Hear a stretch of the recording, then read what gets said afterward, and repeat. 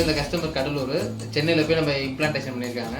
அதுக்கப்புறம் முடி கொட்டினதுக்கப்புறம் அவங்க பிக்மெண்டேஷன் கண்டி வந்தாங்க. ஸோ பிக்மெண்டேஷன் பண்ணதையும் சரியாக பண்ணல, ரொம்ப திப்பி ஒரு மாதிரி அரைகுறையாக பண்ணியிருக்காங்க. இந்த மாதிரி பண்ணக்கூடாது. நானும் பல தான் சொல்லியிருக்கேன், நீங்கள் ஒரு இடத்துல பண்ண போகிறீங்க அப்படின்னா ஏற்கனவே அவங்க எவ்வளோ இது பண்ணியிருக்காங்க, எந்த அளவுக்கு ப்ராப்பராக பண்ணியிருக்காங்கன்றது நீங்கள் பண்ணணும். ஸோ டேட்டு ஷாப் தான் நார்மலாக வைக்கிறது தானே அப்படி பண்ணிடக்கூடாது. ஸோ இதுக்கு ஒரு ஃபார்மேஷன் இருக்குது. அந்த மெத்தடில் பண்ணால் தான் உங்களுக்கு ரியல் ஹேர் மாதிரி காமிக்க முடியும். நீங்கள் எப்படி கண்ணாப்படம் பண்ணிட்டீங்கன்னா ஒரு மாதிரி ஸ்மெஜ் ஆன மாதிரி ஆயிரும். ஸோ அந்த மாதிரிலாம் பண்ணக்கூடாது. ஸோ ஒரு தடவை பண்ணுறீங்கன்னா 2 தடவை அவங்க யூடியூப் சேனல்லையோ அவங்க இன்ஸ்டாகிராம்லையோ கூட செக் பண்ணி பார்த்துட்டு அவங்கள்ட்ட தரையை கொடுங்க. இல்லைன்னா ரொம்ப இதெல்லாம் தான் ரொம்ப அரைகுறையாக ரொம்ப அன்வான்டாக இந்த ட்ராப்ஸ் பண்ணுற மாதிரி உங்களுக்கு இருக்கும். ஸோ எப்போதும் இந்த மாதிரி ஒர்க்கு பண்ணாதீங்க. இந்த மாதிரி ஒரு அரைகுறையாக ஒர்க்கு பண்ணாதீங்க. நீங்கள் இப்போ இவருக்கு ஒரு தடவைக்கு 2 தடவை செலவு பண்ணுற மாதிரி ஆயிடுச்சு. ஆல்ரெடி இம்ப்ளான்டேஷனுக்கு ஒரு அமௌண்ட் செலவு பண்ணியிருக்காரு. அதுக்கப்புறம் அது சரியாக உட்காரலன்னு சொல்லி பிக்மெண்டேஷன் ஒரு இடத்துல பண்ணியிருக்காரு. அந்த ஃபார்மேஷன் சரியாக தப்பாக பண்ணிட்டு இப்போ மறுபடியும் நம்மகிட்ட வந்து ரெக்வயர் பண்ணிட்டு இருக்காரு. இது தேவையில்லாத ஒரு செலவுக்கு 4 செலவு ஆகுது. ஸோ இந்த மாதிரி மணியை வேஸ்ட் பண்ணாதீங்க. எப்போதும் ஒரு இடத்துக்கு பண்ணுறீங்கன்னா அவங்களோட ப்ரொஃபைல் பார்த்துட்டு ஒர்க்கை பார்த்துட்டு நீங்கள் அவங்கள்ட்ட முகத்தை சொல்லுங்கள். தேங்க்யூ.